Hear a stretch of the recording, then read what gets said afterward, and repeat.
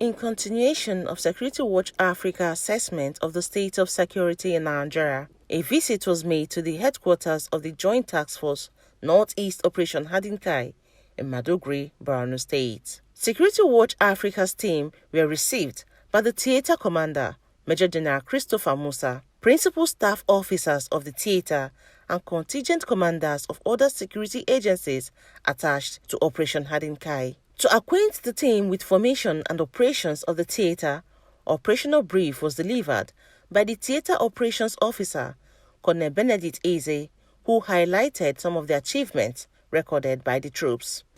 From July 2021 to date, July 2021 was when the theater commander assumed office. A total of 72,053 persons consisting of Boko Haram fighters and their families have surrendered to troops of Operation Hadinkai. Out of this number, 14,804 were active fighters. 21,429 are women, while 35,777 are children. The troops of Operation Hadinkai recently rescued 5 girls who were part of the 276 school girls abducted by Boko Haram terrorists from Government Secondary School, Chibok, in 2014.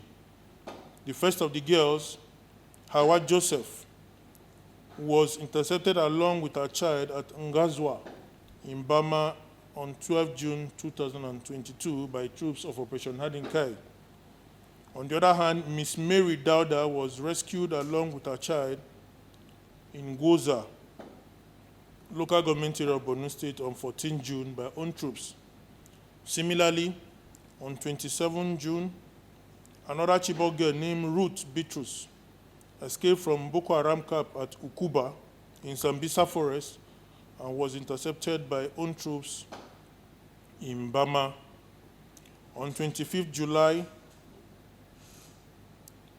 2022, our troops also rescued 2 more Chibok girls named Kauna Luka with a child and Hanatu Musa with 2 children at Aulari in Bama general area. The conduct of Operation Desert Sanity and Lake Sanity, as well as other operations within the theater, have so far recorded great successes. The operations have significantly disorientated the terrorists. This has resulted in over 130 arrests, 130 arrests of terrorists and their collaborators, and over 250 terrorists neutralized in the last 2 months.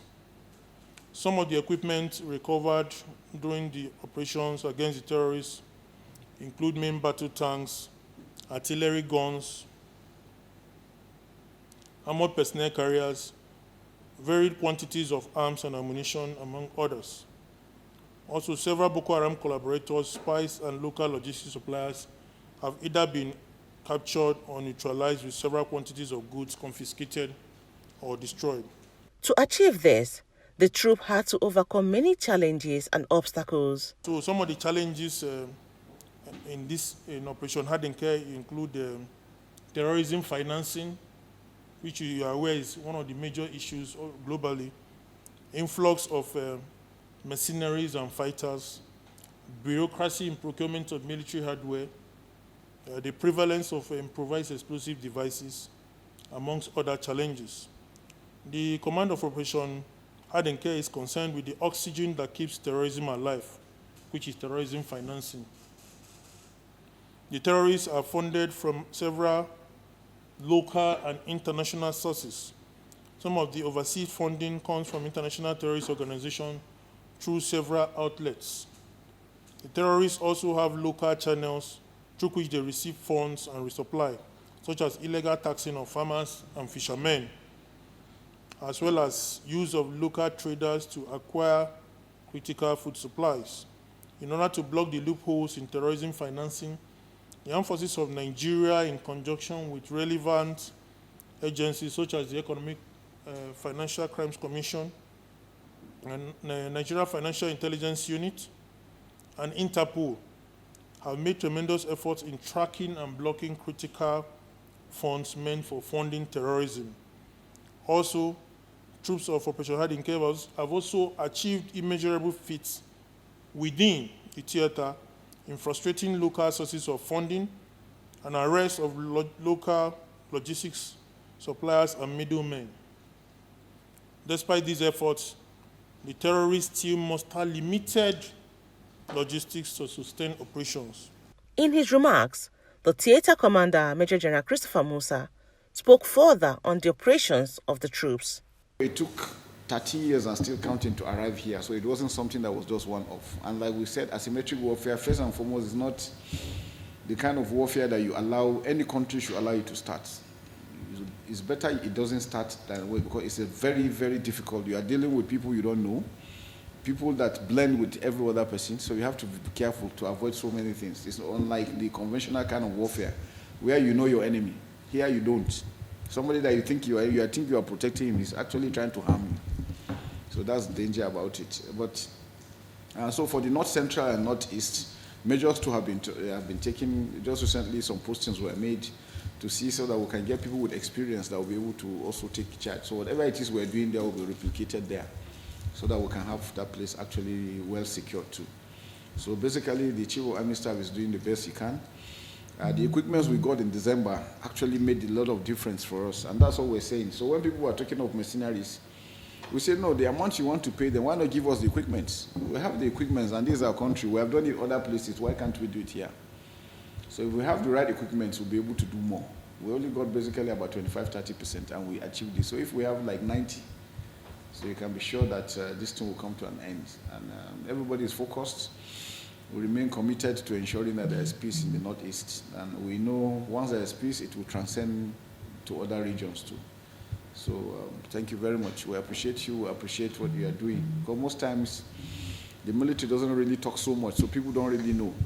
And then there are a lot of people too that already have bias. Once you say military, they feel nothing good there for whatever reason. But what we try to let them understand is that that's why it's called Nigerian Army. It's here to protect Nigeria. It's the only military that anywhere in the world you are threatened as a Nigerian, the military can go there to secure you, anywhere in the world. And that's what we're committed to. And so both our primary role is territorial integrity, then the other secondary role is assisting in civil authority, which we're also doing. So we want to continue doing that, and we're hopeful that we're happy that things are getting better. And now we have over 72,000 that have surrendered and still counting. So we'll continue to make sure that the idea is to pull them all out. The few ones that are refusing to surrender, those ones, whatever happens to them is their own thorough. So that's what we'll continue doing. Shirley Daniels, reporting for Security Watch Africa.